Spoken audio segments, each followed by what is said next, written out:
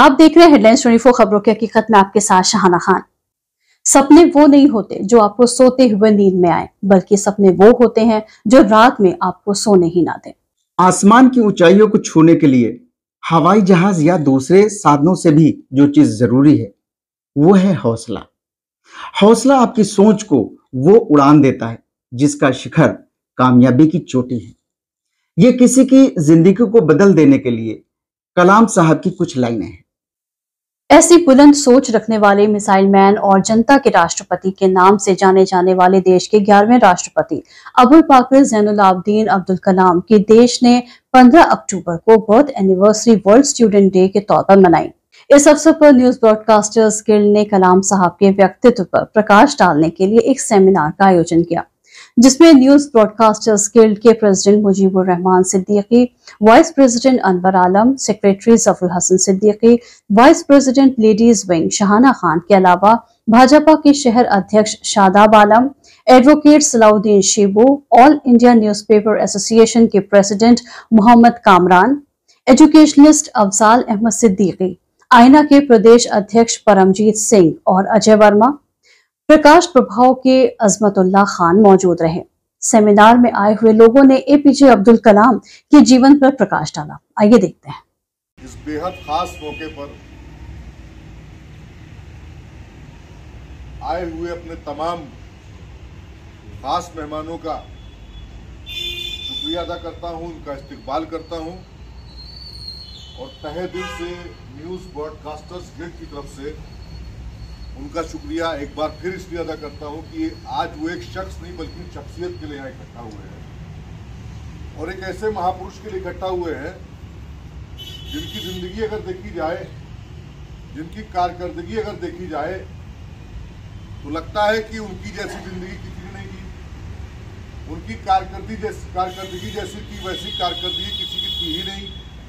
और अगर हम किताब लिखना चाहें उनकी जिंदगी पर तो शायद शब्द कम पड़ जाएंगे, अल्फाज कम पड़ जाएंगे, कागज कम पड़ जाएंगे, लेकिन उनकी जो शख्सियत की जो खूबियां हैं वो शायद कम नहीं होंगी। रिक्वेस्ट करूंगा आज के हमारे चीफ गेस्ट अफजाल साहब से कि वो इस खास मौके पर अब्दुल कलाम आज़ाद के व्यक्तित्व के बारे में, उनकी शख्सियत के बारे में जो भी उनके एक्सपीरियंस है और जो भी उनकी जानकारी है वो हमारे सामने रखें। शिबू भाई और इस कार्यक्रम को आयोजित करने के लिए न्यूज़ ब्रॉडकास्टर्स गिल्ड और अनवर भाई, मुजीब भाई, जफरुल भाई, इन सब लोगों का बहुत बहुत इसमें प्रयास है कि हाँ ये अच्छे से अच्छा प्रोग्राम हो और उनके लाइफ के ऊपर, उनकी जीवनी पर जो प्रकाश है सब लोग डालें और अपने अपने विचार व्यक्त करें। एक निदा फाजली साहब ने कहा था कि हर इंसान में 10-20 लोग रहते हैं, अगर किसी को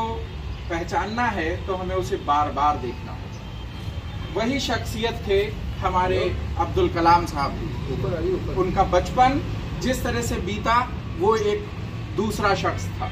जिस तरह से अपने गांव में उन्होंने ज़िंदगी बिताई वो एक अलग शख्स था।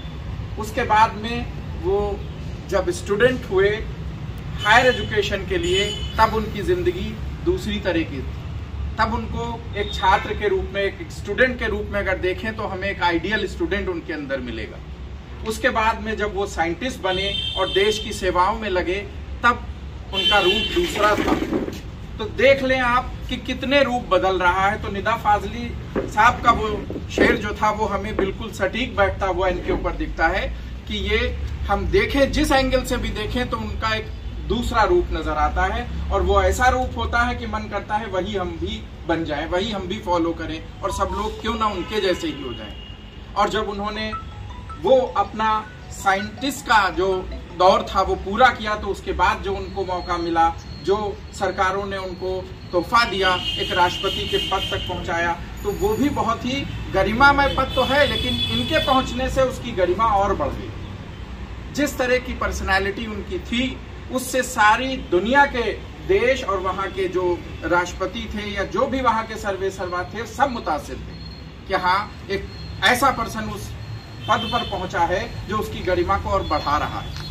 और अंत में जब पहुंचे वो अपने जीवन के अंत में, तब भी उनकी जो इच्छा थी कि हम मरें तो एक टीचर के तौर पे मरें। जब तो एक लेक्चर देते हुए, एक स्टूडेंट्स को ही लेक्चर देते हुए उनका अंत समय में आया। तो इस तरह से अगर हम देखें तो उनकी लाइफ बहुत ही शिक्षाप्रद है। हम बहुत से रूप उनके अंदर देख सकते हैं और उन पे अमल करते हुए हम उनके जैसे बनने का लोगों में जो है मैसेज भी पहुंचा सकते हैं। हम भी इस एज में हैं कि हम बच्चों को सिखाएं, पढ़ाएं और उनको उनके जैसा बनने की शिक्षा दें। शुक्रिया अफजाल साहब, बहुत अच्छा शेर आपने अभी अभी कहा कि जिसको भी देखना कई बार देखना, हर आदमी में होते हैं 10-20 आदमी। और आपके शेर से अपनी आवाज मिलाते हुए मैं भी एक शेर कहना चाहता हूं कि हजारों साल नरगिस अपनी बेनूरी पे रोती है, बड़ी मुश्किल से होता है चमन में दीदावर पैदा। तो शायद इस सदी में ऐसा इंसान न पैदा हुआ है न पैदा होगा। थे तो राष्ट्रपति, लेकिन जिंदगी जो थी वो सूफियों वाली थी, फकीरों वाली थी। न कुछ लेके आए थे न कुछ लेके जाना है। इसको चरितार्थ अगर करके देखें तो पूरा जीवन अब्दुल कलाम आजाद साहब का है। कि जब उनका इंतकाल हुआ तो 3 जोड़े कपड़े थे और एक फ्लैट था, वो भी दान करके गए थे, वो गिफ्ट करके गए थे गरीबों के लिए। जिनके भाई छाता बनाते थे, जो दुकान में बैठकर वो छाता ही बनाते रहे और आज भी छाता बनाते होंगे शायद। कि हर इंसान में 10 शख्सियत होती है और हम लोग देखिए अपने कलाम साहब में शख्सियत ढूंढ रहे थे, तो शख्सियत तो यहाँ बैठी हुई है कि 10 शख्सियत तो आपके अंदर है। होटल मैनेजमेंट जो हॉस्पिटैलिटी का एक बहुत बड़ा सोर्स माना जाता है, और हॉस्पिटैलिटी अगर जर्नलिज्म के साथ आ जाए और उसका एक और एंड देखिए कि रियल एस्टेट ना हॉस्पिटैलिटी से मतलब ना जर्नलिज्म से मतलब, और उसके साथ तो ये मेरे ख्याल से 10 शख्सियत और घर परिवार दोनों ही जर्नलिस्ट फील्ड में आ गया और कुछ करने की चीज लाए हेडलाइंस 24 के नाम से। तो मेरे ख्याल से दोनों लोगों के लिए एक बार हम सब लोग तालियां बजा दें भाई। बहुत बहुत बहुत खुशी है। हमारे बीच Bharatiya Janata party minority cell के लखनऊ के प्रेसिडेंट हमारे छोटे भाई शादाब साहब मौजूद हैं। बहुत अच्छी शख्सियत के मालिक हैं और बहुत अच्छा काम ये कर रहे हैं बीजेपी में, खासतौर से माइनॉरिटी के क्षेत्र में। हर मामले में हम लोग के साथ रहते हैं। न्यूज़पेपर जो ब्रॉडकास्टर्स गिल्ड है, इसके हर फंक्शन में बढ़ चढ़ कर हिस्सा लेते हैं। हम उनसे रिक्वेस्ट करेंगे कि वो आएँ, अपनी बात कहें। घूम नहीं रहा है। बहुत बहुत शुक्रिया शिबू भाई। सबसे पहले मैं तो अनवर भाई का शुक्रिया अदा करना चाहता हूँ कि छोटी सी मौके जयंती पे, कलाम साहब की जयंती पे हम लोग को इकट्ठा कर किया है। आपको मालूम है कि अब्दुल कलाम साहब परमाणु के क्षेत्र में विकास के आगे बढ़ाने का काम किया है। देखिए, पिताजी तो पढ़े लिखे उतने नहीं थे, मगर इनकी सोच ये थी कि हम पढ़ लिख कर कुछ ऐसा कर जाए कि आने वाली पीढ़ी याद रखे। यहाँ तक कि इन्होंने, जहाँ तक जानकारी में, कि अखबार और इमली की बीज बेचने का भी काम किया है। आप 11वें राष्ट्रपति के रूप में पद को सुशोभित किया भारत में, और आप 5 भाई बहन थे। इनका बचपन गरीबी में बीता है, और सच्ची श्रद्धांजलि तब होगी मेरे ख्याल से जब इनके नाम पे, खासकर जो हमारे माइनॉरिटी के जो लोग हैं, स्कूल कॉलेज चला रहे हैं, एक गोष्ठी, बड़ी गोष्ठी जिसमें 300-400 लोग इकट्ठा हो, तो इस तरह का कार्यक्रम हो तो और ज़्यादा बेहतर होगा। और इनके नाम पे जो स्कूल कॉलेज मदरसे चल रहे हैं, इनके नाम पे खुले तो ज़्यादा बेहतर होगा। मेरी ये एक पर्सनल राय है। के नुमाइंदे होने के नाते हम आपसे ये मांग करते हैं कि एक स्कॉलरशिप जो है स्टूडेंट के लिए कलाम आजाद साहब के नाम से शुरू की जाए। इसकी रिक्वेस्ट आप भेजेंगे हम लोग की तरफ से। ठीक है, शिबू भाई ने बहुत अच्छी बात कही है। मैं उत्तर प्रदेश उर्दू एकेडमी का सरकारी सदस्य भी हूँ, तो मैं चाहूँगा उर्दू एकेडमी के माध्यम से जो स्कॉलरशिप जाती है उसमें इनके नाम से एक जाए। पूर्व राष्ट्रपति अब्दुल कलाम साहब के बारे में बयां करना, अल्फाज कम पड़ जाएंगे, शब्द कम पड़ जाएंगे, ये बिल्कुल सच है। बचपन में अब्दुल कलाम जी अपने घर का खर्चा अखबार बेच के चलाया था,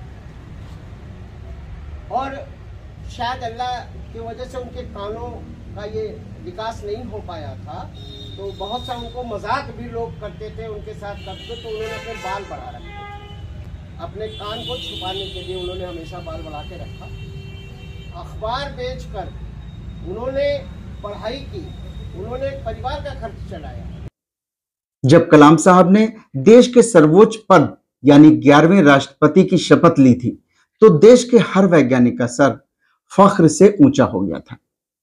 वे मिसाइल मैन और जनता के राष्ट्रपति के रूप में लोकप्रिय हुए। कामयाबी के शिखर तक पहुंचने की आपने यूं तो हजारों कहानियां पढ़ी और सुनी होंगी, लेकिन ऐसी ही एक जीती जागती कहानी है पूर्व राष्ट्रपति एपीजे अब्दुल कलाम साहब की। डॉक्टर अबुल पाकिर जैनुल आबदीन अब्दुल कलाम का जन्म 15 अक्टूबर 1931 को तमिलनाडु के रामेश्वरम के एक मुस्लिम परिवार में हुआ था। उनके पिता एक मछुआरा थे और मां गृहिणी। पिता की आर्थिक मदद के लिए कलाम स्कूल से 3 किलोमीटर दूर रामेश्वरम रोड रेलवे स्टेशन से समाचार पत्र बांटने जाते थे। वे अपने पुश्तैनी घर में रहते थे, जो 19वीं सदी जितना पुराना ही था। वो अपने माता पिता और 4 भाई बहनों के साथ रहते थे, जिनमें से 3 भाई और 1 बहन थी। अब्दुल कलाम की आरंभिक शिक्षा रामेश्वरम पंचायत एलिमेंट्री स्कूल से हुई। इसके बाद उन्होंने मद्रास इंस्टीट्यूट ऑफ टेक्नोलॉजी से 1957 में एरोनॉटिक्स इंजीनियरिंग की पढ़ाई की। जब कलाम 5वीं में थे तो स्कूल के शिक्षक बच्चों को पक्षियों के उड़ने के सिद्धांत पढ़ा रहे थे और स्टूडेंट्स को समुद्र किनारे ले गए और उन्हें दिखाया कि कैसे पक्षी 10, 20 और 30 के झुंड में उड़ान भरते हैं। जब वे पंखों को फड़फड़ाते हैं तो उन्हें लिफ्ट मिलती है और वो उड़ जाते हैं। इसका कलाम पर गहरा असर पड़ा और उन्होंने निश्चय किया कि आगे चलकर वे एरोनॉटिक्स की ही पढ़ाई करेंगे और बाद में उन्होंने इसकी शिक्षा के लिए मद्रास इंस्टीट्यूट ऑफ टेक्नोलॉजी में दाखिला लिया। वहां उन्होंने एरोनॉटिक्स इंजीनियरिंग के अध्ययन किया। साल 1998 में अटल बिहारी वाजपेयी के नेतृत्व में अब्दुल कलाम ने मुख्य वैज्ञानिक एडवाइजर के रूप में 5 न्यूक्लियर टेस्ट का नेतृत्व किया। पोखरण 2 न्यूक्लियर टेस्ट का नेतृत्व कर अब्दुल कलाम ने उस समय प्रमुख भूमिका निभाई, जिसके बाद से ही उन्हें देश का बेस्ट न्यूक्लियर साइंटिस्ट कहा जाने लगा। जुलाई 1992 से दिसंबर 1999 तक देश के वो न्यूक्लियर टेस्टिंग डिपार्टमेंट के चीफ रहे। उन्होंने पृथ्वी, अग्नि, त्रिशूल, नाग व आकाश नामक मिसाइल बनाई। उनकी उपलब्धियों को देखते हुए उन्हें सर्वोच्च नागरिक सम्मान का भारत रत्न से नवाजा गया। 1962 में वो भारतीय अंतरिक्ष अनुसंधान संगठन में आए और प्रोजेक्ट डायरेक्टर के रूप में भारत का पहला स्वदेशी उपग्रह SLV-3 प्रक्षेपास्त्र बनाने का श्रेय हासिल किया। अब्दुल कलाम भारत के मिसाइल कार्यक्रम के जनक माने जाने लगे। उन्हें 20 साल तक भारतीय अंतरिक्ष शोध संगठन यानी इसरो में काम किया और करीब इतने ही साल तक रक्षा शोध और विकास संगठन यानी DRDO में भी काम किया। वो 10 साल तक DRDO के अध्यक्ष भी रहे। साथ ही उन्होंने रक्षा मंत्री के वैज्ञानिक सलाहकार की भूमिका भी निभाई और अग्नि और पृथ्वी जैसी मिसाइल को स्वदेशी तकनीक से बनाया। तो इस तरह से भारतीय मिसाइल प्रोग्राम के जनक और जनता के राष्ट्रपति के रूप में लोकप्रिय हुए राष्ट्रपति डॉक्टर APJ अब्दुल कलाम का 27 जुलाई 2015 को शिलोंग के IIM में एक व्याख्यान देने के दौरान निधन हो गया था। अगर आपको हमारा चैनल पसंद आता है तो इसे लाइक, शेयर और सब्सक्राइब करें, क्योंकि आपको हमारे चैनल पर मिलेंगे सिर्फ और सिर्फ सच्ची खबरें। तो देखते रहिए हेडलाइंस 24 सच के साथ।